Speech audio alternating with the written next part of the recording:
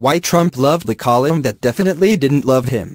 CNN. On Monday afternoon, the conservative writer Rich Lowry tweeted out an image of a brief, personally addressed missive from President Donald Trump. Trump's note of approval was scrawled across a Lowry column published in the New York Post after the Democratic election rout in Virginia earlier this month, a piece headlined in print, "There's only Trump." Perhaps the president stopped reading there. If that's the case, well, his effusive reply makes a lot more sense.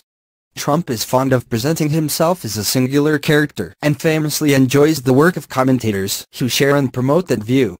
But even the light reading of this piece, just a few paragraphs down, reveals a less cheerful assessment. The text below, as it appears on the Post's website, appears to match precisely what Trump was given to read. Only the headline is different. Online it reads, "Sorry, GOP, there's no running away from Trump." Okay, here's Lowry in bold, with my annotations in italics. Ed Gillespie, campaigning in a treacherous political environment defined by an unpopular president of his own party, ran the only race he reasonably could. He distanced himself from Donald Trump personally, hoping to lessen his losses in heavily Democratic Northern Virginia, while hitting some Trumpian notes on crime and immigration to appeal to the president's base.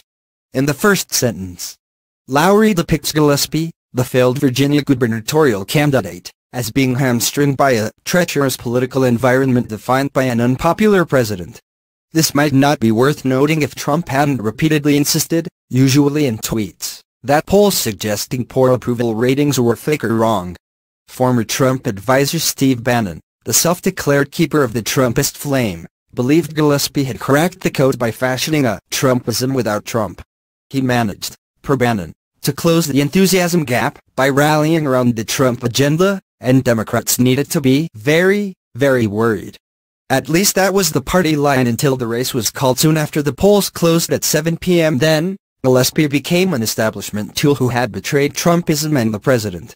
A Bannon spokesman blasted Gillespie for allegedly having no message and being inauthentic, which is quite the charge coming from people who will change what they are saying on a dime, depending on the imperatives of the political spin of the hour. Perhaps Trump doesn't count himself as part of Bannon's team, or vice versa, but these paragraphs are a pretty damning take on the movement Trump claims to be leading. Counterpoint, he's just happy that Trumpism without Trump failed because that would make him expendable. That aside, the Virginia race revealed a problem with the Trumpism without Trump construct, namely, that it's not really possible. Yup. First, it's not going to be convincing to Trump haters. Gillespie, even when talking about cracking down on MS-13, isn't the slightest bit Trumpy. He's earnest, wonky and friendly. It's not that Trump wants, or should want, to be viewed as earnest, wonky and friendly, but the alternative in mind here is definitely not positive. When he distanced himself from Trump, it was credible because he hadn't been close to Trump to begin with. He had never met him, and all of Trump's support on Twitter was unsolicited. None of this made the slightest difference to voters in Northern Virginia, where Democrat Ralph Northam racked up margins bigger than Hillary Clinton and Barack Obama. These people weren't showing up to send a message to Gillespie. They were showing up to send a message to Trump, who they believe is a clear and present danger to all that they hold dear. One way of reading this suggests Gillespie failed because he couldn't effectively channel Trump and paid on election day for downplaying the president's support. There are a bunch of others. Trump seems to have gone with the former. That he wouldn't be thrown off by being described as a clear and present danger to all that a subset of people hold dear isn't especially surprising. Gillespie could have revealed himself to be a secret member of #The Resistance, and these mobilized suburbanites still would have voted against him as the best way to make a gigantic rude gesture toward the president. Lowry, a lot of people really dislike Trump. Trump, maybe, haters and losers. So as a sheer political matter, there can be no such thing as Trumpism without Trump, or anti-Trumpism without Trump, or anything else without Trump. Bingo! This comes close to matching the print headline. Ignore the critical nuance, and it plays right into how Trump wants to view himself. It's hard enough for a candidate to run away from a conventional president of his own party. Democrats couldn't do it during midterm drubbings while Bill Clinton and Barack Obama were presidents. But it's going to be even harder with a president who dominates the media to an extent no other president has, and courts nay, enjoys radioactive controversies. A note on Democratic drubbings suffered under Clinton and Obama, then a line about Trump dominating the media? Gold. Never mind the clear suggestion that Republicans will want to sprint from Trump and his radioactive controversies.